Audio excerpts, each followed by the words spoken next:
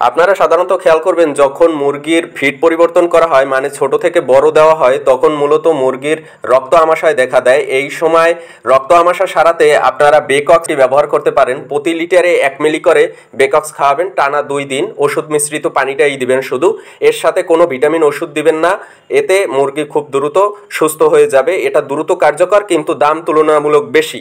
এরপরে আপনারা যারা দাম কমে কিনতে চান তাদের জন্য ন্যাক্রোক্সিন পাউডার রয়েছে। এই ন্যাক্রোক্সিন পাউডার ধীরে ধীরে কাজ করে, 3 থেকে 5 দিনের মধ্যে কাজ সারবে।